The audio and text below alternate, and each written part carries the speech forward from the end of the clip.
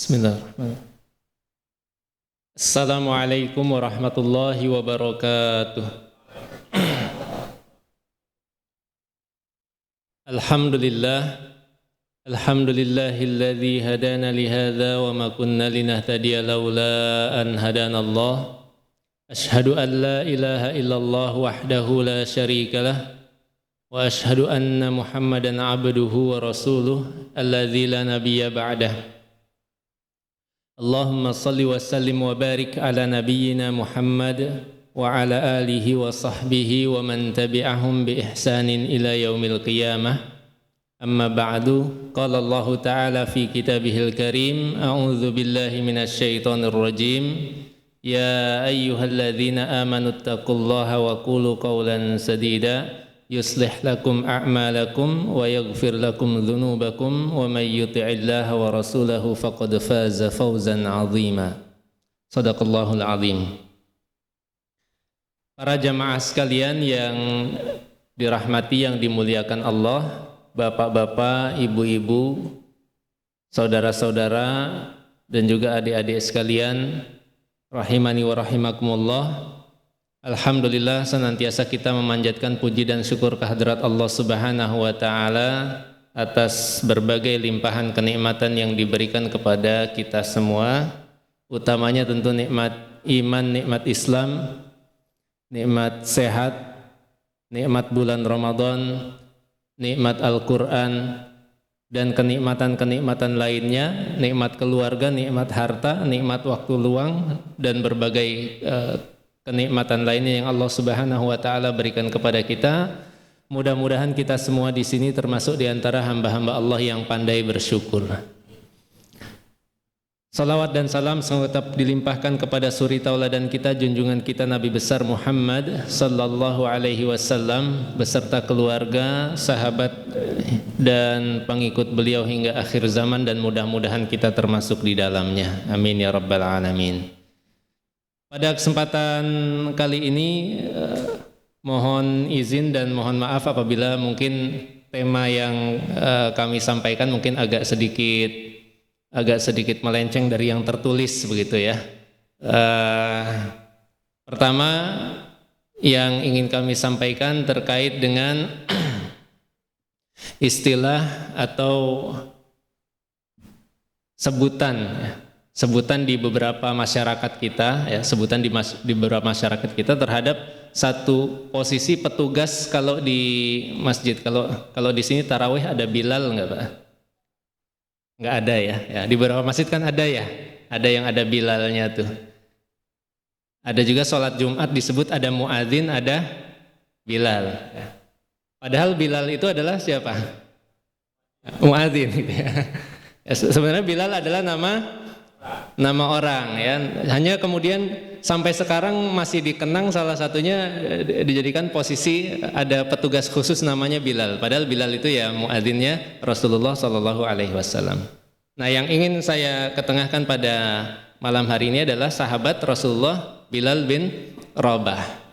Kalau kita terlintas dengan nama sahabat Bilal bin Rabah, kira-kira apa yang pertama kali terlintas di pikiran kita Bapak Ibu? Budak hitam. Apa lagi? Apa tadi? Besar. Tidak besar ya kalau dikisahkan ya. Padahal bukan budak hitam yang besar. Bahkan mungkin yang kalau budak hitam yang dia digambarkan lebih besar, lebih perkasa itu Wahsy ya. Wahsy yang kemudian dimerdekakan karena membunuh Hamzah bin Abdul Muthalib. Kalau Bilal biasa saja sebenarnya posturnya gitu. Tapi tadi yang terlintas di benak kita pertama adalah Bilal adalah budak hitam. Kemudian apa lagi? Bilal itu siapa? Muadzin Rasulullah.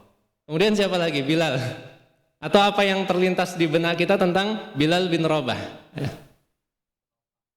Perompahnya. Nah, biasanya yang ketiga ini yang istimewa nih, yang tadi disebut yang ketiganya. Yang pertama budak hitam, ya ada istimewanya juga bahwa budak hitam yang kemudian masuk Islam, ketahuan oleh majikannya, kemudian dipaksa masuk kembali atau keluar dari agama Islam, kemudian dipaksa memeluk kepercayaan orang-orang musyrik dan kemudian disiksa, dicambuk badannya, kemudian ditindih dengan batu besar, akan tetapi beliau tetap bertahan, begitu. Kemudian juga Bilal adalah muazin Rasulullah SAW yang dikenal memiliki suara yang suara yang kemungkinan karena suaranya indah, kemudian juga lantang gitu. Dulu kan belum ada mikrofon ya Pak, belum ada toa masjid gitu ya. Jadi azannya juga naik ke tempat yang tinggi, kemudian berserulah di situ azan. Akan tetapi yang ketiga tadi yang disebut adalah terompah. Nah ini tuh. Apa itu terompah Pak? Bakyak, sandal. Bakyak atau sandal ya. Ya sebenarnya sama saja. Maksudnya adalah terompah, bakyak atau sandal. Nah jadi satu ketika Rasulullah SAW ngobrol dengan Bilal bin Rabah di waktu subuh, kemudian bertanya kepada Bilal, wahai Bilal, apakah amalan dalam Islam yang paling utama yang engkau kerjakan? Kata Rasulullah, apakah amalan utama yang engkau kerjakan dalam Islam ini? Karena aku mendengar suara sandalmu di surga, gitu. Jadi Rasulullah mengabarkan kepada Bilal, intinya adalah Rasulullah mendengarkan suara sandalnya Bilal di surga. Tadi suara terompahnya, orangnya masih di dunia tapi suara sandalnya sudah terdengar di surga gitu. Artinya ini berita gembira kepada Bilal bin Rabah bahwa Rasulullah melihat Bilal itu insya Allah akan masuk surga gitu. Bahwa Bilal dijanjikan masuk surga. Maka kemudian Rasulullah bertanya, apa sih amalan istimewa ya, yang engkau lakukan? Ternyata bukan azan ya. Ternyata amalan istimewa Bilal itu bukan karena beliau sudah menjadi muazin Rasulullah, bukan yang disampaikan Bilal. Dan juga bukan karena beliau budak hitam yang disiksa tapi tetap tahan dengan siksaan majikannya itu dan tetap istiqomah dalam Islam, bukan itu juga yang disampaikan Bilal. Akan tetapi amalan istimewanya adalah amalan yang bisa kita lakukan juga sebetulnya ya. Karena kalau azan tidak semua kita bisa azan kan gitu. Bisa aja sih semua azan ya, hanya mungkin penerimaan masyarakat beda-beda kan gitu. Ya. Ibu-ibu, kalau ibu-ibu azan gitu tiba-tiba kan bisa heboh kan di sini. Tidak semua bisa azan dan tidak semua kita bisa disiksa gitu. Tahan untuk disiksa seperti Bilal bin Rabah ketika disiksa mempertahankan keislamannya. Akan tetapi yang dilakukan oleh Bilal bin Rabah yang dikabarkan oleh Rasulullah adalah sesungguhnya amalan yang bisa dilakukan oleh kita semua. Apa kata Bilal? Bilal bin Rabah mengatakan, amalan yang paling utama yang aku lakukan adalah aku setiap kali selalu menjaga wudhu. Setiap kali selalu menjaga wudhuku ya, berwudhu dengan baik, dengan sebaik-baiknya. Kemudian dengan wudhu tersebut aku menunaikan sholat yang di luar sholat wajib ya, di luar sholat yang sudah menjadi kewajiban yang ditetapkan, sholat 5 waktu, mungkin juga termasuk sholat sunnah qobliyah ba'diyah di luar itu gitu. Artinya ini wudhu yang tidak terkait mau sholat ya. Kalau kita berwudhu berapa kali sehari Pak? 5 kali minimal ya. Atau ada yang bisa jadi lebih sedikit, bisa jadi ada seperti Imam Syafi'i itu dulu pernah sholat subuh itu pakai wudhu sholat isya. Imam Syafi'i pernah sholat subuhnya tapi wudhunya sholat isya, nggak batal semalaman gitu. Karena pernah Imam Syafi'i itu nginep di rumah muridnya, muridnya Imam Syafi'i siapa? Imam Ahmad ya, Imam Ahmad bin Hambal. Imam Syafi'i pernah nginep, diundang karena putrinya Imam Ahmad ini sering diceritakan kagum terhadap Imam Syafi'i. Maka Imam Syafi'i nginep di rumah Imam Ahmad, kemudian Imam Syafi'i setelah sholat isya tidur, masuk ke kamar yang disediakan oleh Imam Ahmad. Kemudian Imam Syafi'i tidur, berbaring gitu, tidak tidur tapi berbaring tapi tidak tidur. Berarti sudah wudhu kan, wudhu sholat isya tapi berbaring tidak tidur. Kemudian diamati semalaman suntuk kok nggak ada bangun sama sekali untuk menunaikan sholat tahajud, sampai kemudian masuk waktu subuh, kemudian Imam Syafi'i keluar sholat subuh tanpa berwudu lagi gitu. Kemudian ditanyakan, putrinya itu heran kepada ayahnya, putrinya Imam Hambali ya, putrinya Imam Hambali, kemudian bertanya, kok Imam Syafi'i ini ya, gurunya ayahnya itu kok tidak berwudu waktu sholat subuh, dan dia juga tidak menunaikan sholat malam gitu. Terlihat hanya berbaring saja tuh semalaman gitu. Tapi ternyata ketika Imam Syafi'i ditanya seperti itu, beliau menjawab tidak tidur. Ketika setelah sholat Isya kemudian berbaring di pembaringan itu, maka Imam Syafi'i itu seolah-olah di atasnya itu melihat kitab-kitab itu terbuka gitu. Kitab Al-Quran, hadis gitu, tulisan-tulisannya terbuka. Kalau kita sekarang kan pakai proyektor ya, mungkin semacam ada proyektor gitu di hadapan Imam Syafi'i. Dan pada malam itu kata Imam Syafi'i, beliau telah menyelesaikan kalau tidak salah 72 masalah fikih dalam kondisi berbaring, dalam kondisi tidak memegang kitab, akan tetapi kitabnya itu terbayang gitu ya. Orang kan kalau punya hafalan yang kuat bisa membayangkan kan. Contohnya Ustadz Adi Hidayat ya. Ustadz Adi Hidayat kan misalnya surat ini ada di ayat sekian, pojok kanan atas, pojok kiri bawah dan sebagainya posisinya, bisa membayangkan begitu. Nah ternyata Imam Syafi'i dalam kondisi malam ini bisa tidak batal wudunya semalaman. Nah kalau ini mungkin tidak bisa kita lakukan ya, karena kalau kita ba'da Isya misalnya tidur ba'da Isya, ya udah tidur beneran gitu ya, enggak seperti Imam Syafi'i ya.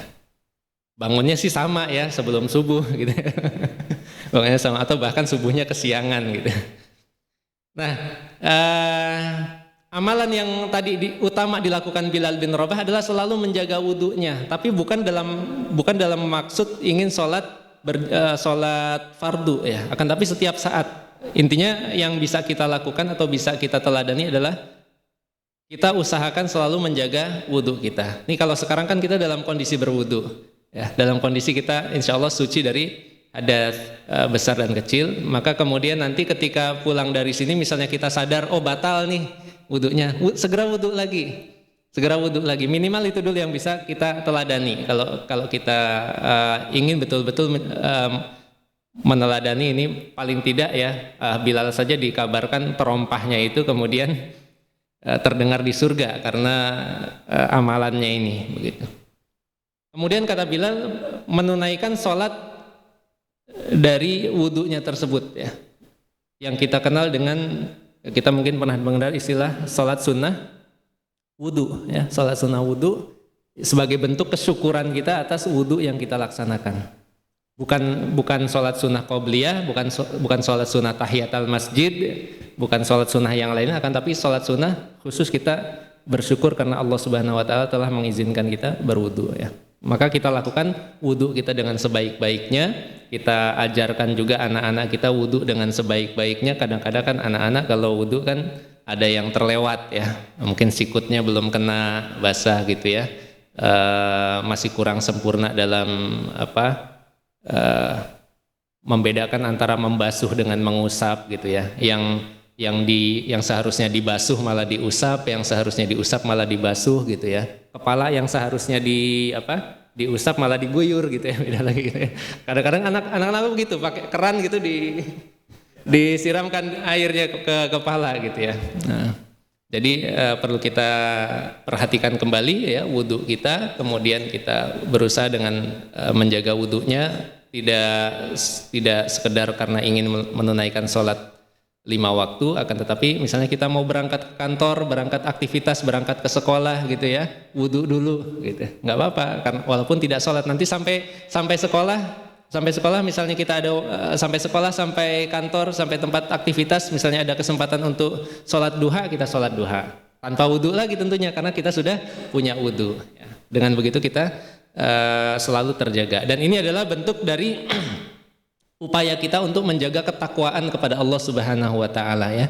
Karena ittaqillaha haitsu ma kunta, kata Rasulullah sallallahu alaihi wasallam, bertakwalah kepada Allah dimanapun kamu berada. Nah, dengan senantiasa menjaga wudunya, menjaga wudu kita akan selalu teringat ya. Kita sudah berwudu, kita sudah mensucikan jasmani kita, sucikan juga ruhani kita, maka ini salah satu bentuk kita menjaga ketakwaan kepada Allah di mana saja ya. Baik para jamaah sekalian, barangkali tidak banyak yang bisa saya sampaikan, mudah-mudahan bermanfaat untuk kita semua. Mudah-mudahan Allah Subhanahu wa taala menerima segala amalan kita dan meridhoi segala upaya kita, melimpahkan rahmatnya kepada kita di bulan Ramadan ini secara khusus, dan kemudian memberkahi kehidupan kita selanjutnya, dan Allah Subhanahu wa taala kelak akan memberikan kita ganjaran di akhiratnya berupa kenikmatan di surga dan keridhoannya. Amin ya rabbal alamin. Aqulu qouli hadza wa astaghfirullah. Assalamualaikum warahmatullahi wabarakatuh.